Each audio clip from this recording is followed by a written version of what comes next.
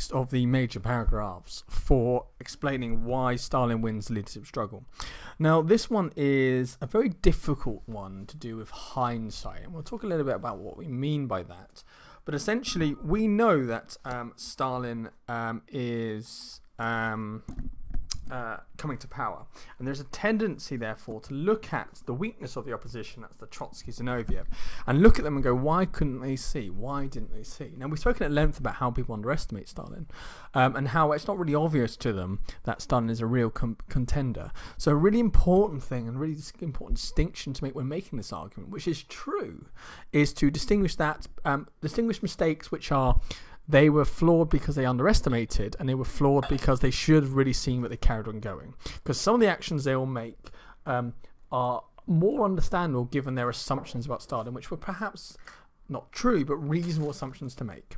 And particularly as time goes on, and it should be more self-evident about Stalin's rise to power and Stalin's own significance in the Communist Party, they should have really realised. And we can definitely say individuals who underestimate Stalin in 1927 or 28 probably have more to blame than, say, individuals who underestimate him in 1924. Majority of evidence for this we have mentioned in previous lessons, particularly when we went for the narrative. And I really advise you to look at your notes for that section and really cover and summarise why this particularly helps him come to power. However, we can argue that Stalin's rise to power was not inevitable. It wasn't his position, it wasn't his skills. He was very much facilitated, assisted, and enabled by leading Bolsheviks who failed to stop him, and B, actively helped him. And therefore we could blame, to some extent, the weaknesses of the opposition, weaknesses of the other leaders, for Stalin's rise to power. Now, obviously, there's hindsight, as mentioned, and we can't necessarily assume everything was obvious.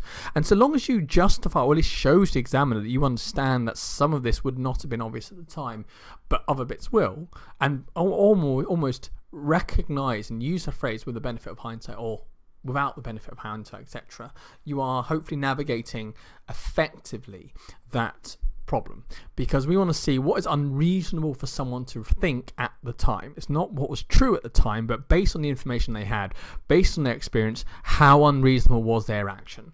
And as mentioned before, Bukharin, for example, in 1928, actively still not opposing Stalin publicly, even though he should be fully aware of what Stalin is and how he operates. It's probably more unforgivable than 1924 failure by the collective to reveal Lenin's testament, because that's more of a logical decision, and actually there was genuine grounds to underestimate Stalin at that point.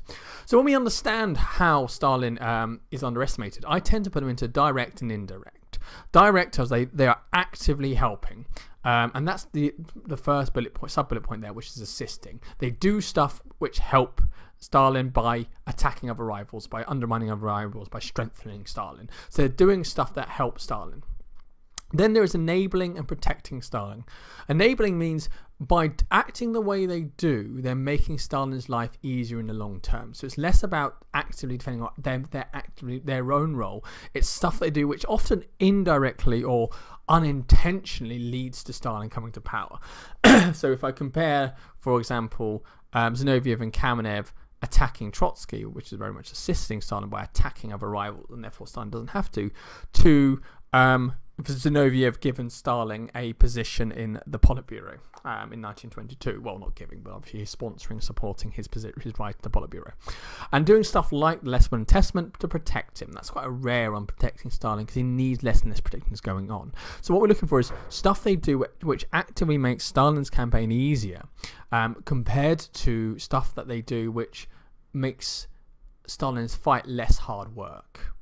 Okay, so usually when they are actively doing something against each other, that's actively helping Stalin, directly helping Stalin, because they're fighting amongst themselves. When they are doing stuff which, as a knock-on effect, strengthen Stalin, that's often very helpful. So direct actions, this helps Stalin. Indirect actions, by doing this, Stalin is helped indirectly. And usually the key distinction is it unintentional?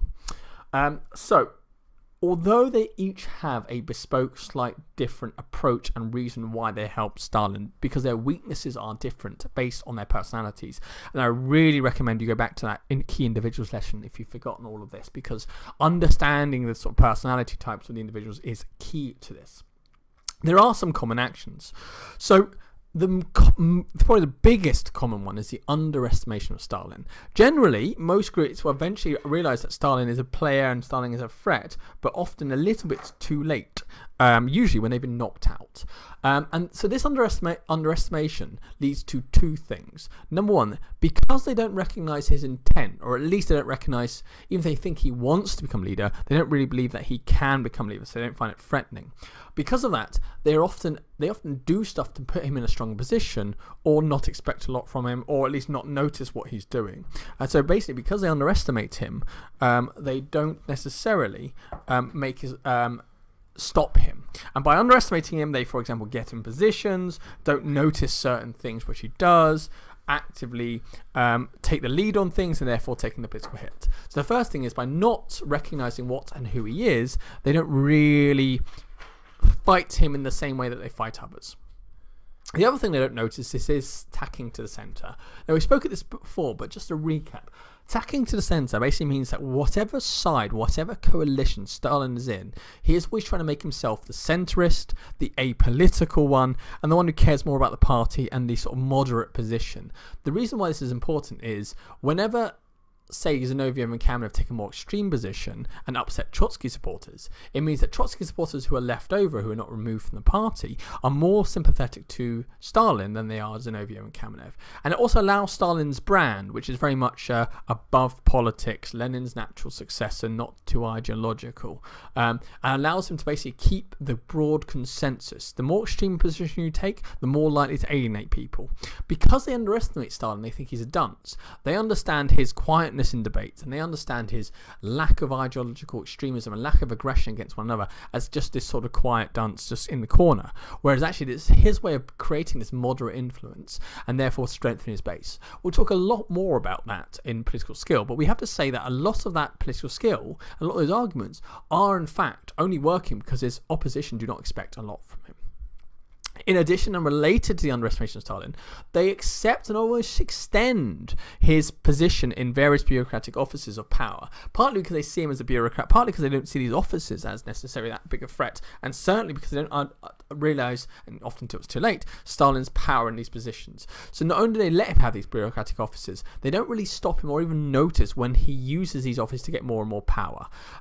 This does change when each is in opposition, but by then it's too late. In addition, the next three are more about their decisions to act ideologically. So rather than actively helping Stalin by underestimating or letting him have offices or not really recognizing his intent and so on, because they are more than happy, pretty much within days of Lenin's death, to start fighting into internecine or self-destructive ideological conflict, failure to accept the collectivist vision of Lenin, and, for example, most evident in Lenin's testament, because they all support the limit of that. Because of that willingness to start a fight, it means that Stalin can come in and slip in.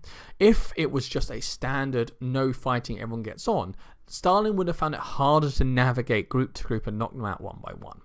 His power in the party, at least in the early years, wasn't there, and if they weren't knocking each other out, he wouldn't be able to fill those voids with his own appointees or his own people in favour. So because the other leading Bolsheviks were more than happy to almost instantly start fighting amongst themselves and having debates and that sort of stuff, and basically fighting each other. And the great example of this is the Lessons of October that Trotsky publishes pretty much shortly after Lenin's death. That means that there is that gap, the opportunity for Stalin to go into. So they're over. It's not like they're innocent people and Stalin takes advantage. They fight amongst themselves with reckless abandon. And the last major thing, and I would say this is particularly true for Trotsky and Bukharin, is because they don't really understand how the power struggle is going to be fought, i.e. through party votes, through power bases, through working the channels, through backroom deals, it means that because of that, they tend to take a less optimum path. They tend to take a less helpful series of actions and then find themselves at a weaker point. Because they don't really understand, unlike Stalin, who gets it very early, because they don't understand what and how one wins, they find themselves at a massive limit as a result. And that is a problem going forward. So we can say their failure to diagnose how to win this means that the only man who has diagnosed really how to win this is at his pronounced advantage. So what we're going to do is going to go through each of the major leaders and summarise examples of them failing to limit Stalin or acting in a way that benefits Stalin. So let's talk about Trotsky. Trotsky was the one who probably should have been certain to win. His failures go around his own personality faults. Particularly his aloofness and his arrogance means he doesn't really see the need or the want to build power bases. Instead, he relies on his rhetoric, his ability to talk, and his high intellect. While that may work better in a democratic-based system, or a system where power is derived from support from the lower party or even the masses, that doesn't work in a power elitist system where it's all about who you know. Trotsky is that guy who either has been arrogantly annoying to most people in the upper reaches, or at the very least when they're talking is always looking over their shoulder to see if there's someone more interesting to talk to. And because of that, Trotsky finds it hard to build a base of support, which is key to keep him alive and keep him in power. So because of this misdiagnosis, and I would argue it's a self-perpetuating misdiagnosis, he knows he is weaker in that grubby politics, and therefore he sees himself and builds himself up as someone above the politics, more as a self-defense ego mechanism as opposed to any real logic. Because even Zinoviev diagnoses the system well, and let's be honest, he's not necessarily tip-top. So his personality faults mean he alienates key supports and doesn't play the game as he needs to. We've seen already how his illness gets in the way. Most of 1925, he is largely out. His failure to attend Lenin's funeral. Although we don't know what it is, I wouldn't get too much into the psychology of it all. Clearly, this illness, which happens at key points, puts him at a marked disadvantage. This also leads to his own miscalculations and personal failures because, as mentioned, he is not politically realistic. He sees politics as he wants it to be rather than as it is. It allows people to outmaneuver him because he's not built bases of support. He's not trying to get support amongst the masses. In addition, as mentioned, his failure to attend Lenin's funeral is quite frankly unforgivable. Yes, Stalin manipulated him and told him the wrong date, but it wasn't a secret when Lenin was getting buried. You should have known. The majority of Russians, particularly Russians in urban areas, would have known to attend. Not everyone was personally invited by Stalin. It was all on the newspapers as well. And his failure to really check that shows it really hits at the heart of his real personality fault. His failure to be switched on and engaged in a game, instead try and see the world as he wants it rather than as it is, really leads to that problem. So yes, you can put this down as Stalin's skill, but I would not say it's necessarily particularly skillful to tell someone the wrong date. I would say it's more of Trotsky's failure. Trotsky's failure in 1925 to really fight back in the party congress. He does have a base of support, particularly around the army and the younger cohorts who work their way up. But because he is absent due to his illness in 1925, there's massive attacks on him by Zinoviev and Kamenev, and he's just not there to fight back. He's not there to rally his bases, and therefore his supporters, which are more minor, less popular, less convincing, are forced to defend him in a way that's not very effective. So his retreat from public life really undermines him at its critical moment for his political survival, and therefore this is really symbolised by the fact that in 1925 he surrenders the war commissar pretty much without any reason. And if you remember that's his pretty much only base of support, both within the patronage network and the power base of the party, but also it gives him a bargaining chip. If you're in charge of the army, you'd always be difficult to remove because you've got the guys with guns. And we've seen in the Nazi states the importance of violence underpinning the power of a state, particularly the dictatorial one. And by his flippant, uninspired outmaneuvering, it was not a complex argument, which is basically, if you're good, then you will do this. He could have easily, particularly someone of Trotsky's ability, could have easily maneuvered his way out of that. And he can say it's naive, he just wanted everyone to be friends. And that's certainly what he argues. But in reality, this seems as much a political fatalism, a political lack of will to really fight things through. And that really comes back to that personality fault of someone who sees the world as he's convinced of his own genius and he wants everyone else to see it. And when he is losing and he doesn't feel that his ability to change it, he sort of throws his toys out the pram and sort of sort of stalks off. And I was honest, this his biggest failure is in 1927 to have a public protest when his voice and his removal from his Politburo. Now, anyone who basically understands how politics works in communist Russia will realize public protests don't achieve anything apart from making it so easy to accuse you of being a faction. And there's zero reason or excuse for doing this apart from being rather inept. And therefore, I think that's the only reasonable argument we can make about it. So what's his broader problems? Well, because he's overly ideological, i.e. he thinks leadership struggle is all about arguments, all about ideology, it means that he gets into bitter fights with people who could be on the same side. The publishing of Lessons of October in 1924 basically is looking at his nearest rivals with power bases and punching them in the face. And that's not necessarily logical from a political point of view, but perhaps from an ideological point of view that is. And therefore this is a great example of him undermining his own successes and therefore giving gaps to Stalin to eventually come through, although obviously he doesn't really prioritize Stalin because he thinks Stalin's a non-entity. And therefore undermining his base of support. And this overly ideological approach carries over to his approach towards winning this, because he relies on his rhetoric and his ideology, despite the fact that the average Communist Party member, particularly Party of Congress, is poorly educated and far more dependent on a voting bloc or patronage network. Basically means he spends a long time talking, but it's futile. He doesn't spend time building up his own voting bloc, his own power base within the party, despite the fact that actually he starts a position of strength for basically winning the Civil War up until 1923. So he starts off popular, particularly amongst younger people, particularly amongst the army, a powerful group, but he doesn't consolidate or build on that or use that effectively to build alliances. Instead, he says something mean about his closest allies and stalks off for illness for a year and a half, then he's removed. And this is not the actions of someone who's playing the game particularly well. And therefore, this is real failure to engage effectively with a power struggle, to actually play the game, because you could argue his aloofness, his inability to sort of connect with other individuals, particularly to connect people who are less intelligent than him, but also you could argue his self-defeating mentality, i.e. he doesn't believe that he could or isn't confident winning that sort of grubby base political horse trading in backroom operations, and therefore takes a moral stand out of respect for the party. Now, he obviously says he doesn't engage the power struggle because he respects and loves the party, and to a degree that's probably true, but in reality I think that self-defeating logic of I'm not very good at this, so I'm going to take a moral position because he can't really stand the failure is a closer argument to where he is. You could make a counter argument that, well, how could he have won? He had already had the odds stacked against him, because even without Lessons of October, everyone was suspicious of him because he was a logical successor.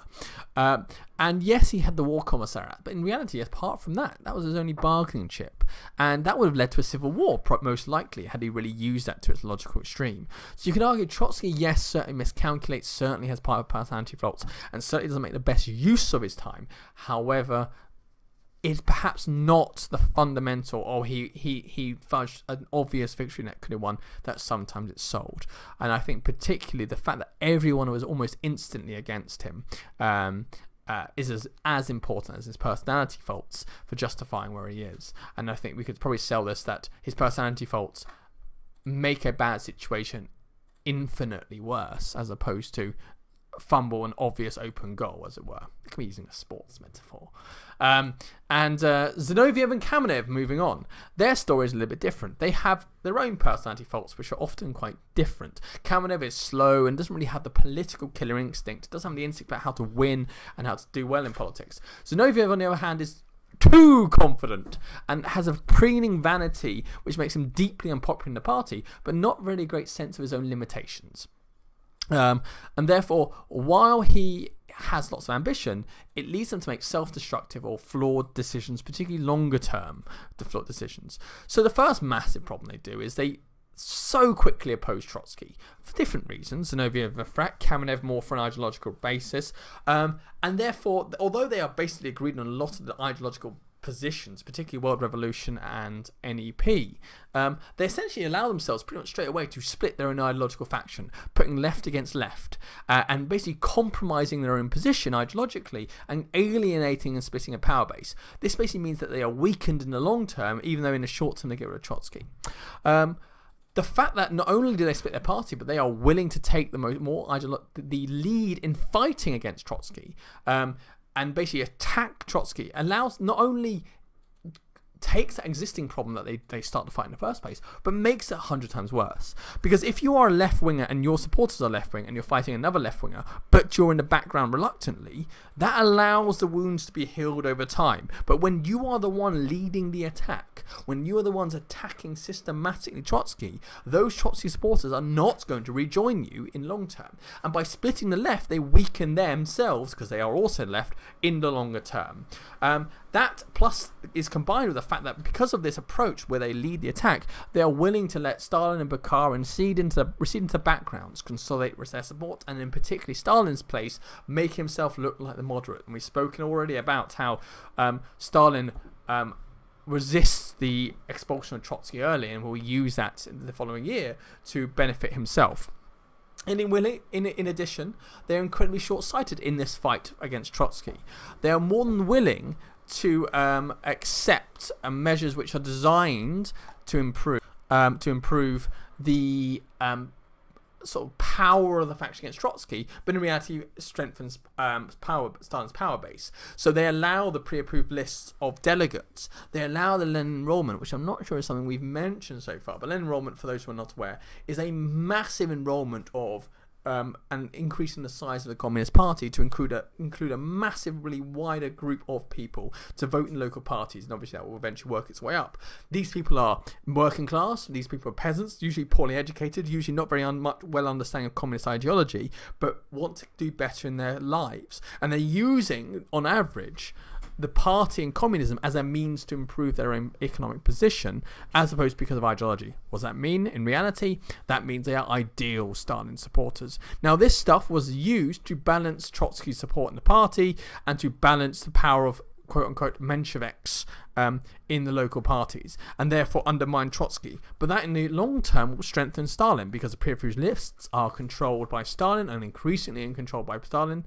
And the Lenin enrollment builds a cadre, a base in the party who, over the next few years, will find themselves rising of grubby, politics-orientated, welfare-orientated, I want to, you scratch my back, I scratch yours, as opposed to pure ideologues, who those people naturally gravitate to Stalin, the distributor of the jobs.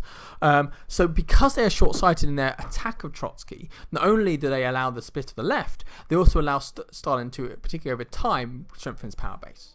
Their terribleness at debate, particularly Zinoviev's terrible at debate, will also harm their authority, and particularly in the public forum of Party Congress. When Zinoviev gets trashed so brutally by Bukharin, that really harms his authority and means it's easier to isolate him and limit his votes. Such can be seen by the fact that even Kamenev supporters don't vote in that final vote in the 1925-26. So their weakness of 8 makes it easier to limit them. In addition, although they have their initial starting machineries and starting base of support, Comintern, Petrograd, and so on, they don't really do much to build outside of there. They tend not to dominate more than outside their current party machine that they already have. And because of that, although, yes, they are destroying Trotsky and they're not losing their position, they're not gaining anymore. And this is a zero-sum fight. When people get knocked out, there's a void. If you're not building your support on top of what you've already got, not expanding your support, not expanding your power base in the party, then you are ultimately losing. Okay, and that is the key thing that is happening. In addition, they've made several poor decisions. Joining the united opposition against Trotsky, their sworn enemy previously, only makes them look callous, political, uncaring, and, let's be honest, factional. The Red Square protest is, quite frankly, unforgivable. And then Kamenev's follow-up speech to Party Congress, where he is not removed for factionism and then basically invites a removal for factionism in 1927, only really limits him. Because it really makes them very easy for the opponents to accuse them of fascism and get rid of them. So they almost work into those limits. So they make it much easier for those eventual removals. And finally, those grovelling letters in 1928 where they desperately ask to come back in, and Stalin is the one who makes a point to let them back in, only makes Stalin more legitimate and only helps Stalin consolidate their ex-supporters or people ex-sympathetic to them under his banner, which then in turn makes Stalin a legitimate leader. So, the last leader is obviously Bukharin. His personality fault is his naivety. We've looked at length about the examples, and I'm not going to cover those now, but Bukharin isn't a player really. He is more than happy to support for Stalin without question, and more than happy to take the lead. He's the one who attacks Zinoviev, attacks Kamenev, and do most of the aggressive stuff. We talked about the 24 times interruption of Kamenev's speech in 1927, and we talked about the attacks between Bukharin and Zinoviev. And because he does that, and because he's so willing to be so publicly seen as the face of NEP, it means he alienates left-wing support, which means when Stalin finally gets rid of Zinoviev and Kamenev, he's more likely to get that left-wing support than Bukharin, because Bukharin was the one who did all the shouting. But in addition, it makes him very easy to isolate when it's his turn as the capitalist of the NEP. So because he just plays his role so nicely, so neatly as a champion of the NEP, attacking the left and defending its NEP to the hilt, it will make Stalin's manoeuvring around him easier. His fact in 1928, when Stalin turns on him and he initially attempts to work with Stalin privately to reconcile the differences, and therefore his failure to recognise that it was just his turn to be removed, that lost him several key months of potential ability to build up a power base. By opting to go private first when Stalin certainly wasn't, he is limiting himself. In addition, his fact that he adheres to the party rules, even though Stalin isn't, when he's in a full-on fight with Stalin in 1928, only makes Stalin's life easier. The fact that he lets Stalin keep on using the media only demonstrates his ability to control, his failure to use his limited power base that he already has to his advantage. So in a combination of just allowing himself to be Stalin's puppet and be the unmitigated sponsor of the NEP without realising the long-term political implications of it, and his inability to, when it's his turn to be cornered, his inability to use his limited resources to its most effectiveness only makes his opponent's lives more easy. And in addition, his failure to build up an effective base of power over time, he still has Trotsky and Rykov at the end, but no more, means that when it's his turn to remove him, Stalin finds it very easy to get rid of him. And we've already mentioned about his ideological weakness, that he is so committed and so associated with the NEP that he, quite frankly, does not have a position when Stalin turns on him, and is so easy to isolate as a capitalist. So, if we summarise, we need to acknowledge where miscalculation and hindsight ends. These men are flawed, but to some extent they're all more concerned of each other than Stalin. So you can explain a lot of this by the fact that that's a legitimate point of view. That is an increasingly obvious point to recognise, though. It's increasingly obvious that Stalin is a player as time goes on. And so the continued failure to recognise Stalin's problems and the continued failure to really notice Stalin and continue to underestimate Stalin is less forgivable.